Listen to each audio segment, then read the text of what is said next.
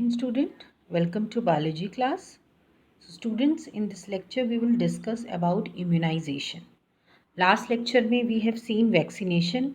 Vaccination क्या होता है? Okay. Now, in this lecture, we will see how vaccination differ from immunization and what is the concept behind immunization. How these two topics are different. Now, immunization, it is the body's ability to generate an immune response naturally or through vaccines.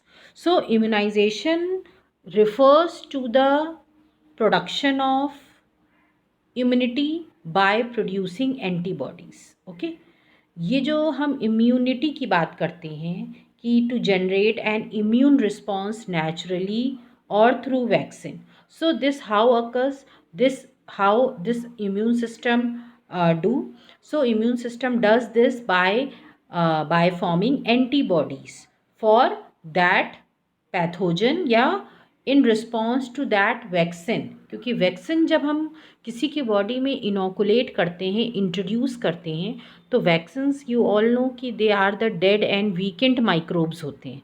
ठीक है, dead हो सकते हैं या फिर weekend microbes होते हैं, दोनों तरह की वैक्सीन्स होती हैं.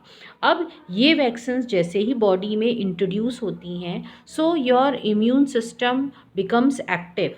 ओके, और वो इम्यून रिस्पॉन्स शो करता है. How this immune response is shown? By the formation of antibodies for that particular pathogen या फॉर दैट पर्टिकुलर वायरस.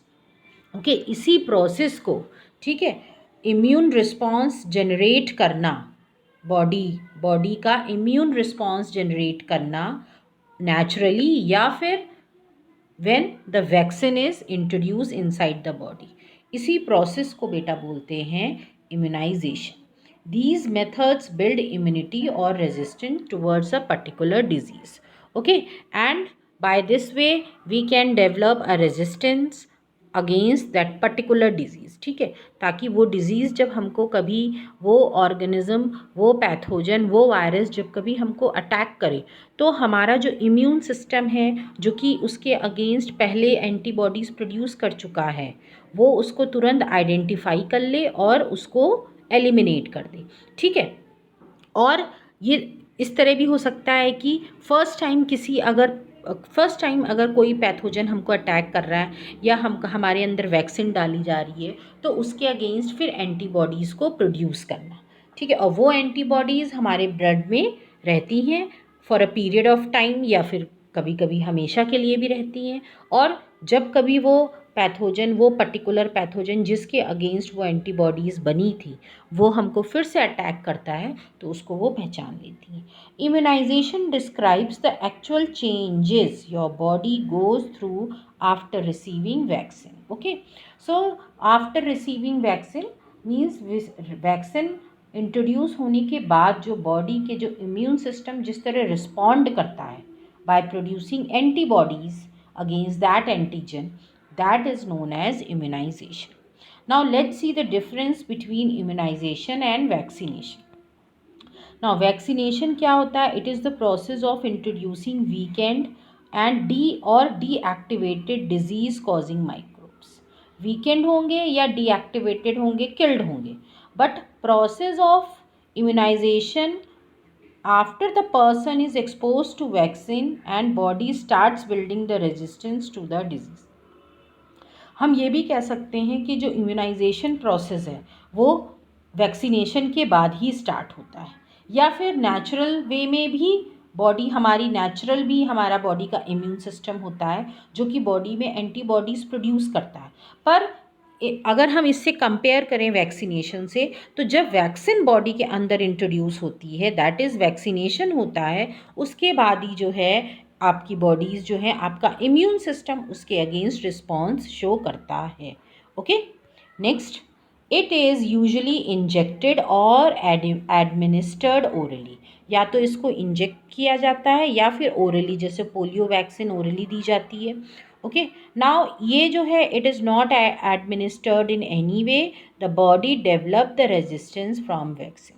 ये इसको इंट्रोड्यूस नहीं किया जाता, बॉडी को अलग से नहीं दिया जाता है, बट बॉडी जो है अपने आप डेवलप करती है resistance against that particular vaccine, या naturally it also develops. Vaccination does not guarantee complete resistance to a body. Okay, now vaccination अगर हमने कराया है, दैट डजंट मीन कि हमको वो डिज़ीज़ कभी नहीं होगी, क्योंकि वो वैक्सीन कितने पीरियड तक इफ़ेक्टिव रहती है, वो भी एक पर्टिकुलर पीरियड तक इफ़ेक्टिव रहती है.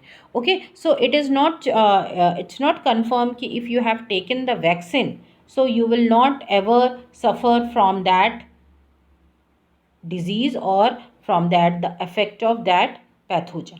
Complete immunity occurs when a person fully recovers from the disease. Okay, यहाँ पे इम्यूनिटी जो है पूरी तरह हमारा इम्यून सिस्टम जो है वो रिस्पॉन्ड करता है. ओके, जब पर्सन जो है किसी डिज़ीज़ से रिकवर करता है, ठीक है, किसी डिज़ीज़ को वो ख़त्म करता है हमारा इम्यून सिस्टम, तो हमारे बॉडी के अंदर पूरी तरह से इम्यूनिटी उस पर्टिकुलर इन्फेक्शन के अगेंस्ट डेवलप हो जाती है. Usually if mutation happens to microbes it might render the vaccine ineffective. This is the reason why common cold has no vaccine.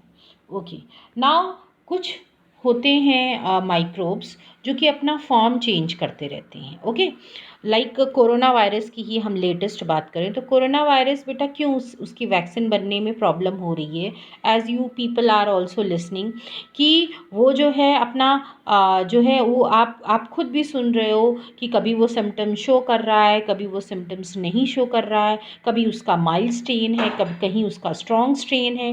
तो अगर ये क्यों होता है, ये म्यूटेशन की वजह से होता है. ओके, जो है क्रोमोसोम में चेंज हो जाना. ओके, सो व्हाट हैपन्स कि अगर म्यूटेशन हो गया है माइक्रोब में, ठीक है, मींस हमने जिसकी वैक्सीन ली थी ऑलरेडी और अब उस माइक्रोब का फॉर्म चेंज हो गया है सपोज़, और अब हमको वो माइक्रोब अटैक कर रहा है, तो वो वैक्सीन इनएफेक्टिव होगी, वो वर्क नहीं करेगी उस माइक्रोब के अगेंस्ट जो माइक्रोब में म्यूटेशन हो गया है. ओके, इसीलिए जो कॉमन कोल्ड है, there is no vaccine. Common cold की कोई वैक्सीन भी नहीं है, वो अपने आप ही जो है it subsides. Similarly, variations of the disease impact the body's ability to generate an immune response. उसी तरह क्या होता है कि जिस तरह हमारे बॉडी में जो पैथोजेंस अटैक करते हैं, उसी तरह उसी के अकॉर्डिंग हमारी बॉडी में इम्यूनिटी डेवलप होती जाती है. अगर हम अपनी बॉडी को एक्सपोज्ड करेंगे नेचुरल कंडीशन से, तो हमारी बॉडी में ज़्यादा इम्यूनिटी होगी as compare to the one who live inside the house. And specially जो पैम्पर्ड बच्चे होते हैं, लाइक उनकी इम्यूनिटी, आजकल के बच्चों में अगर हम बात करें, यूजुअली दे आर पैम्पर्ड, ठीक है, पेरेंट्स बहुत ज़्यादा they take so much care, तो उनके अंदर इम्यूनिटी भी उनकी बहुत वीक होती है. बहुत जल्दी सर्दी, बहुत जल्दी जुकाम, फीवर, मीन्स जरा सा भी मौसम अगर चेंज होता है, they are captured by the disease. तो वो इसीलिए वो ऐसा होता है बिकॉज कि उनकी इम्यूनिटी कम होती है. तो जैसे जैसे आप बॉडी को एक्सपोज करोगे वेरिएबल एटमॉस्फियर में, तो आपकी बॉडी के अंदर वैसे वैसे जो है इम्यूनिटी डेवलप होती जाएगी और आपका इम्यून सिस्टम और स्ट्रॉन्ग होता जाएगा. Okay, so this is all student about the immunization. Now I hope immunization and vaccination, these two things are clear to you. Thank you everybody.